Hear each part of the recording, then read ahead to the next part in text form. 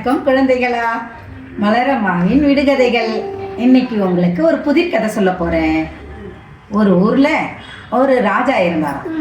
அவருக்கு ஒரு இளவரசி இருந்தாலாம். அவளுக்கு கல்யாணம் பண்ணணும்னு அவருக்கு ஆசை இருந்துச்சான். அதனால இளவரசி கிட்ட போயிட்டு, அம்மா உனக்கு நான் திருமணம் செய்ய போறேன் அப்படின்னா. அப்போ அந்த இளவரசி, நான் ஒன்று சொல்லணும்ப்பா அப்படின்னா. என்னம்மா அப்படின்னு.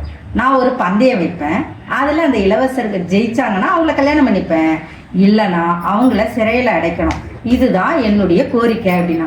ஏமா இப்படி சொல்கிறோம்? ஆமாப்பா, அப்படின்னு தான் எனக்கு திருமணம் செஞ்சுக்கிறேன் அப்படின்னு அவங்க ராஜா கிட்ட சொல்லிட்டாங்களாம்.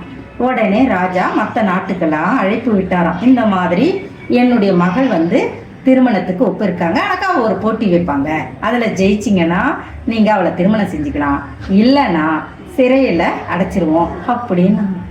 நிறைய இளவரசர்கள் அது எப்படி, நம்மளை விட அறிவாளியா அந்த இளவரசி, நான் வரேன் நீ வரேன்னு நிறைய பேர் வந்தாங்களாம். எல்லாருமே போட்டியில் தோத்துட்டாங்களாம், எல்லாரையும் சிறையில் அடைச்சிட்டாங்களாம். இது அக்கம் பக்கம் நாடு எல்லா நாட்டுக்குமே பரவிட்டு. அப்போது ஒரு இளவரசர் நினச்சாராம், ஐயோ இவ்வளோ இளவரசரை போய் தண்டிக்கிற அந்த இளவரசியை நம்ம பார்க்கணும், அவங்கள நம்ம திருமணம் செய்யணும் அப்படின்னு நினச்சிட்டு அவர் வராராம். வரும்பொழுது அந்த இளவரசி கிட்ட கேட்குறாராம், நீங்கள் கோரிக்கை வைக்கிறீங்க, அதே மாதிரி நான் உங்ககிட்ட ஒரு கோரிக்கை வைக்கிறேன். இந்த போட்டியில் ஜெயிச்சா நீங்கள் என்னை திருமணம் செஞ்சுக்கணும், அதோட இப்போது அடைச்சி வச்ச எல்லா இளவரசரையும் விடுதலை பண்ணணும், இப்படி பண்ணுறதா இருந்தால் இந்த போட்டியில் நான் கலந்துக்கிறேன் அப்படின்னு. நான் இளவரசிக்கு ஒரு சிரிப்பான், நீயும் ஜெயிலில் தான் போக போகிற, அதனால் சரி அப்படின்னு சொல்லி அவங்க ஒத்துக்கிட்டாங்களாம். அப்போ இந்த இளவரசர் போட்டிக்கு தயாரானாராம். அப்போ அந்த இளவரசி அந்த இளவரசரை தனியாக ஒரு அறையில் அழைச்சிக்கிட்டு போகிறாங்களாம். அப்போ அவங்க கிட்ட ஃபஸ்ட்டு நம்ம ஒரு போட்டி வைக்கிறேன், இதில் நீ ஜெயிக்கிறியா பார்க்கலாம் அப்படின்னு சொன்னாங்களாம். அப்போது ஒரு தட்டில்